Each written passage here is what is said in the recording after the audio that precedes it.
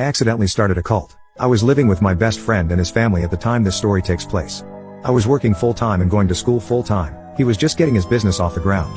My friend Kevin is absolutely brilliant academically. He's got a master's degree in some specialized engineering and can design robots and specialized parts for multi-million-dollar machines, and his wife is a genius as well. They are two of the most intelligent people I know, and yet they are pretty dumb. They are the type of people that need a lot of support. Because of this, they are surrounded by a group of amazing people. They have a very strong group of support. They both come from large extended families who remain close, and they have tons of wonderful friends.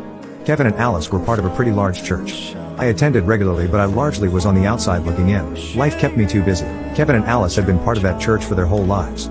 It was a regular church. The people were all nice and they ran a lot of programs that helped people leaving bad situations. If the church found out that someone in the town has lost a family member, they would reach out and make sure the family had food, clothes, support, and whatever they needed. Everything was going really well. One day, I was at the church and the church announced that the pastor was leaving. That wasn't a surprise to anyone. He was old and his two sons has both moved to Europe, so his heart was overseas already. I didn't think much of it, but it started a chain reaction that made a lot of the attendees uncomfortable. I saw some political maneuvering happening in the church, and eventually the church named the new pastor, a social worker who had just finished seminary. The new pastor had been attending their whole lives and was mostly tolerated by everyone. They were a member of the New Democratic Party and began using the pulpit to spread very political messaging. The church elders sincerely believed that the new pastor was the right choice in leading the church body down a path to reconciliation with indigenous peoples, but quite honestly didn't realize they should have consulted us first. That's where the first rift started. The indigenous congregants began to push back against some of the white savior messaging, and it spiraled from there. Within about 18 months, the church was split.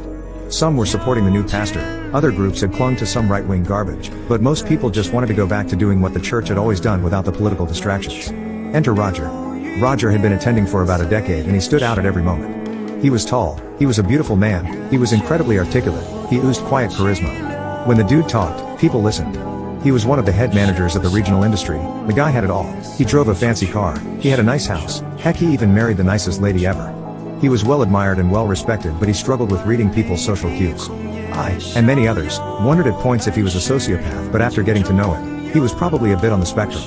Roger was one of the active voices during the split. People began to flock to him during the meetings, and he was getting more and more calls to lead various groups/ministries. He called people on their BS and found himself getting ostracized by the people attempting to play group politics. He took it hard but kept doing what he was doing. Kevin and Alice were the biggest supporters of Roger. Roger was really good with Kevin and eventually contracted Kevin to work for the regional industry. Kevin eventually asked Roger to mentor him and Roger agreed. Kevin and Roger became really close. Alice became really close with Roger's wife. They saw each other multiple times per week. They always seemed to be planning their next activity or talking something work-related. I joined them on occasion but mostly kept to my studies and work. We'd all eat together maybe 2 to 3 times a week. Everyone got along fine. Even today, I'm not friends with Roger, but we still message each other if we need something. At one of these meals, they were talking about the new pastor's political ramblings during the sermons. That's when I came up with the worst suggestion. Honestly, Roger, why don't you just have your own Sunday service? I said it flippantly, I wasn't speaking to be serious. Alice loved the idea though, she got so excited. Kevin liked it. Roger wasn't opposed, it logically made sense.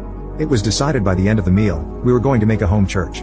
We wouldn't separate from the main church, but we would let Roger lead a separate Sunday service from his living room. We got to work and started to spread the word. First week, 6 people showed up. Second week, 25 did. We started getting 15-ish people coming a week. They were mostly the young adults from the church. They craved having the stability.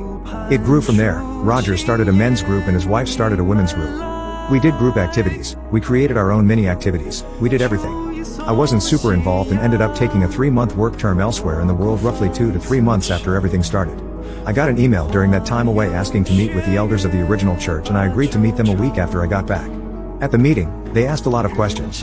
They asked who was the spiritual leader of Kevin. I told them Roger was. They asked me who Kevin's emotional support was. I told them Roger was.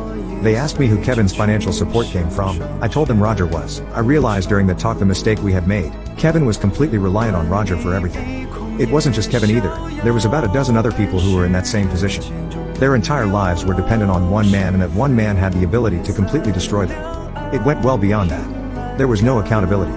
Roger had even begun moving a bunch of the young guys into his rental properties. He had one house for young women and one house for young men. Him and his wife would go there daily to guide them and help them. There were a bunch of other red flags we had missed. I knew Roger pretty well at this point. I knew he had done that to people already.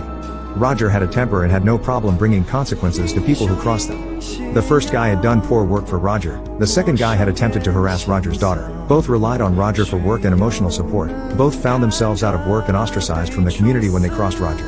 The realization of how much power Roger had scared me.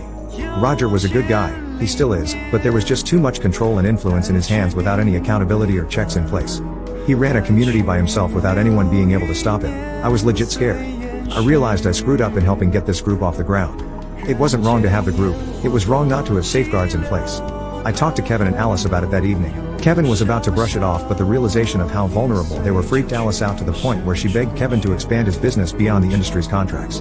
Kevin agreed with her, and that started a process in which they re-established social connections beyond the group. I called Roger to set up a time to meet with him to confront him. The elders beat me to it. Roger was freaked out to realize he had accidentally started a cult. He had begun the work to legitimize the group. The elders worked with him, and the group formally disconnected from the church and joined a denomination of churches to provide oversight and accountability. Roger kept the group going but did it with support. The group is still going strong today.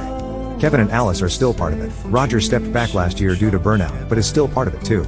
I'm not, but I still am besties with Kevin and Alice. Kevin even was a groomsman at my wedding and Alice was a bridesmaid.